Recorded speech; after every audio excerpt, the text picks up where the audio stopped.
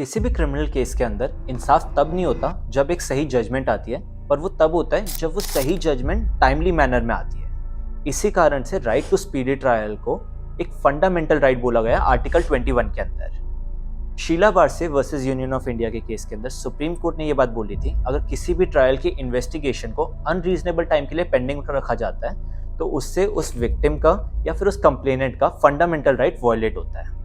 अगर जस्टिस को टाइमली नहीं दिया जाता तो वो एक्चुअल में इनजस्टिस होता है। इसी कारण से लीगल फील्ड में एक मैक्सिम है, justice delayed is justice denied. 1973 की सीआरपीसी के अंदर कुछ टाइमलाइंस दिए हुए थे जिसके अंदर या तो इम्प्लीमेंट करने में प्रॉब्लम आ रही थी या वो टाइमलाइंस अनरीजनेबल थे और उन्हें प्रैक्टिकल लाइफ में इम्प्लीमेंट किया ही नहीं जा रहा था। इसी चीज़ को देखते हुए 1980 में सुप्रीम कोर्ट की एक landmark judgement हुस्नैरा Khatoon versus state of Bihar, जिसे हम स्पीडी ट्रायल केस के नाम से भी जानते हैं, उसमें सुप्रीम कोर्ट ने ये बोला कि अगर कभी भी एक प्रोसीजर को जस्ट, फेयर और रीजनेबल तरीके से नहीं बनाया जाता तो उस केस के अंदर आर्टिकल 21 को ग्रॉसली वायलेट किया जाता है। इसी कारण से 2023 के अंदर भारत की पार्लियामेंट के अंदर 3 नए क्रिमिनल लॉज को लाया गया, जहां पे सीआरपीसी की जगह बीएनएसएस को लाया गया और ये इंश्योर करने की कोशिश करी गई कि कुछ रीजनेबल टाइमलाइंस को लाया जाए जिन्हें अच्छी तरीके से इम्प्लीमेंट भी करा जाए। किसी भी क्रिमिनल प्रोसीडिंग की शुरुआत एक ऑफेंस की रिपोर्टिंग से होती है। इसी कारण से भारतीय नागरिक सुरक्षा संहिता 2023 यानी बीएनएसएस के सेक्शन 514 के अंदर ये बोला गया है,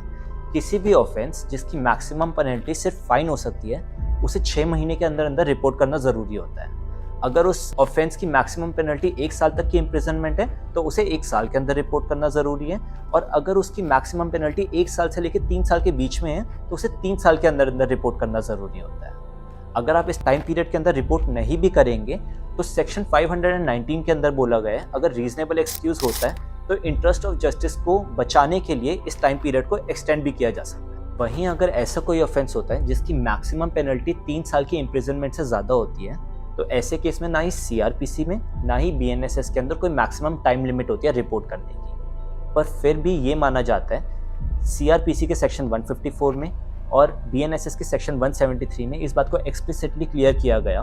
कि अगर कभी भी कोई एफआईआर करनी होती है तो उसे जल्द से जल्द करना ज़रूरी होता है। इसका कारण ये होता है कि अगर आप एफआईआर करने में देरी करेंगे तो कोर्ट में ट्रायल के दौरान उस एफआईआर की एविडेंशियली वैल्यू कम हो जाती है। काफ़ी बार ऐसा होता था कि हम एफआईआर कराने खुद जाए और वहाँ पे पुलिस ऑफिसर्स एफआईआर को करने से मना कर दें। इसी कारण से टेक्नोलॉजी को भी चेंज होते हुए देखकर बीएनएसएस के सेक्शन 173 में पहली बार ईएफआईआर यानी इलेक्ट्रॉनिक एफआईआर के कंसेप्ट को इंट्रोड्यूस करा गया। अब आप घर बैठे बैठे अपनी स्टेट पुलिस की वेबसाइट पर जाकर एक ऑनलाइन एफआईआर दर्ज कर सकते हैं और उस एफआईआर के ऊपर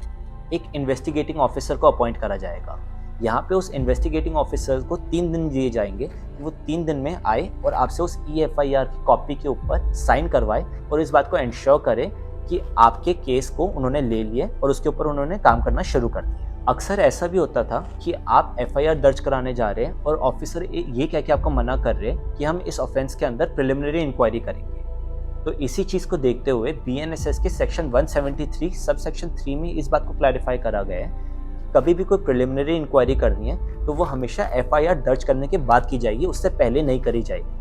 और साथ ही में यहाँ पे ये भी बोला गया है कि प्रिलिमिनरी इंक्वायरी सिर्फ ऐसे केसेस में हो सकती है जिनकी पनिशमेंट 3 साल से लेकर 7 साल तक की है। 7 साल से ऊपर की जिनकी मैक्सिमम पेनल्टी है वहाँ पे प्रिलिमिनरी इंक्वायरी नहीं हो सकती। जब भी कभी कोई प्रिलिमिनरी इंक्वायरी हो रही होगी तो उसके लिए भी एक टाइम लिमिट दे दी गई है कि 14 डेज के अंदर अंदर इन्वेस्टिगेटिंग ऑफिसर को प्रिलिमिनरी इंक्वायरी अपनी कंप्लीट करके रिपोर्ट आगे जुडिशियल मैजिस्ट्रेट को प्रोवाइड करनी है। रेप से रिलेटेड किसी भी ऑफेंस के अंदर एक मेडिकल एग्जामिनर को अपॉइंट किया जाता है जो रेप विक्टिम को एग्जामिन करता है।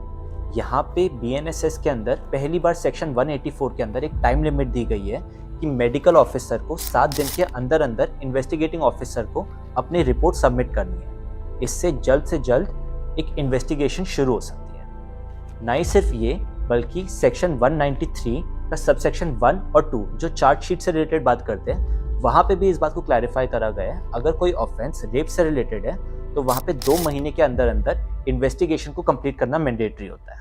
अक्सर ऐसा होता था कि अगर हम कोई केस शुरू करवा देते थे तो उसकी ऑफेंस की डिटेल्स आगे मैजिस्ट्रेट तक तो पहुँच रही है पर उस विक्टिम या कंप्लेनेंट को ही नहीं पता चल रहा कि उसके केस में क्या आगे अपडेट चल रहा है। इसी बात को क्लैरिफाई करते हुए सेक्शन 193 सब सेक्शन 3 के क्लॉज 2 में ये बोला गया है कि अब अगर कोई भी ऑफेंस होता है उसकी रिपोर्टिंग के 90 डेज के अंदर अंदर यहाँ पे पुलिस ऑफिसर की एक ड्यूटी है कि वो कंप्लेनेंट या फिर विक्टिम उन्हें इन्फॉर्म करे कि आपका केस किस स्टेज पे चल रहा है और आगे हम क्या एक्शन ले रहे हैं उसमें। काफ़ी बार ऐसा होता था कि जब इन्वेस्टिगेशन पूरी कंप्लीट नहीं हो पाती तो ऐसे केस के अंदर चार्जशीट तो फाइल कर दी जाती है, पर साथ ही फर्दर इंक्वायरी की कोर्ट से परमिशन ले ली जाती है।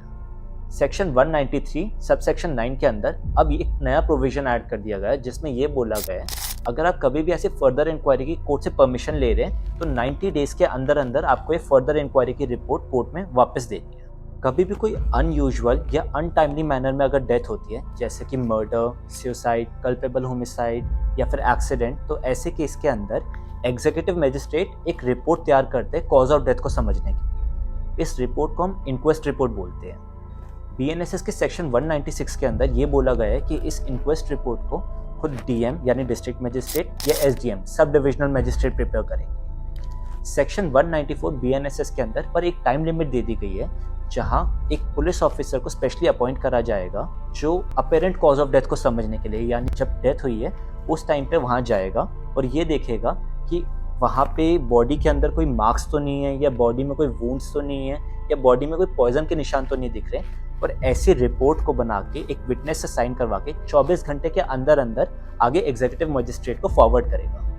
इस पूरी इन्वेस्टिगेशन के दौरान अगर पुलिस ऑफिसर को कभी भी ऐसा लगता है कि उसे एक्यूज्ड को अरेस्ट करने की ज़रूरत है तो वो अरेस्ट दो तरीके से हो सकता है। पहला बिना वारंट के, दूसरा कोर्ट से वारंट लेने के बाद। अगर बिना वारंट के अरेस्ट किया जाता है तो सेक्शन 58 के अंदर, और कोर्ट से वारंट लेने के बाद अरेस्ट किया जाता है तो सेक्शन 78 के अंदर एक टाइमलाइन दी गई है कि अरेस्ट के 24 आवर्स के अंदर अंदर ऐसे एक्यूज्ड को आपको कोर्ट में प्रोड्यूस करना ज़रूरी होता है। हम अक्सर ऐसा देखते हैं कि इन्वेस्टिगेशन कंप्लीट होने के बाद भी ट्रायल सालों सालों तक चलता रहता है। इस चीज़ को अवॉइड करने के लिए बीएनएसएस के अंदर पहली बार एक प्रोविज़न लाया गया जहां ये बोला गया कि कोर्ट ऑफ सेशन ट्रायल का अगर केस होगा तो सेक्शन 250 या सेक्शन 251 के अंदर ऐसे एक्यूज्ड को 60 डेज के अंदर अंदर या तो आपको डिस्चार्ज कर लेना है या उसके खिलाफ चार्जेस फ्रेम कर देने हैं। और सिमिलरली अगर ये वारंट ट्रायल का केस होगा तो वहाँ पे सेक्शन 262 और सेक्शन 263 के अंदर या तो ऐसे इंसान को आप डिस्चार्ज कर देंगे या उसके खिलाफ चार्जेस फ्रेम कर देंगे। सीआरपीसी के सेक्शन 264B में एक प्रोविजन होता था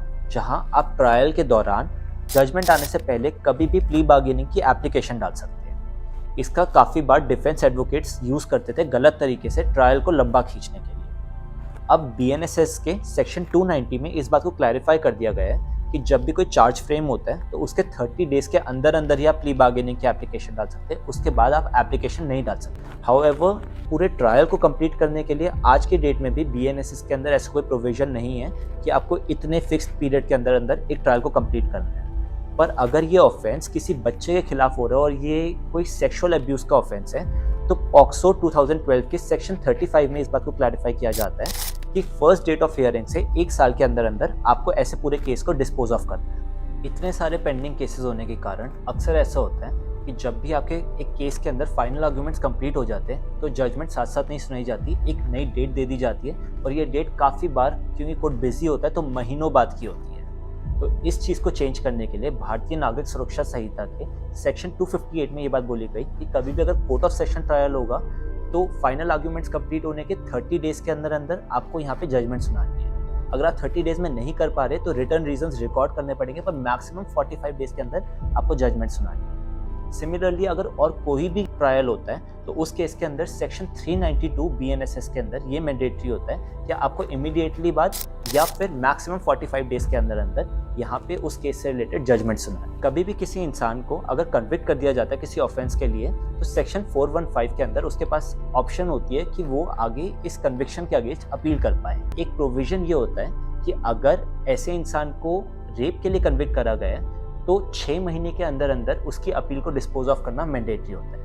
ये नया प्रोविजन नहीं है, इसे सेक्शन 394 सीआरपीसी के अंदर भी ले आया गया था। 2018 के अमेंडमेंट से इसे इंट्रोड्यूस किया गया था। आपको ये वीडियो कैसी लगी नीचे कमेंट करके ज़रूर बताइए। अगर आपको इस वीडियो से कुछ नया सीखने को मिला तो इस वीडियो को लाइक ज़रूर कीजिए, साथ में चैनल को सब्सक्राइब कर लीजिए और अगर आपने बेल आइकन नहीं दबाया तो बेल आइकन भी दबा दीजिए। इससे इस चैनल की सभी वीडियो सबसे पहले आप तक पहुँचेगी।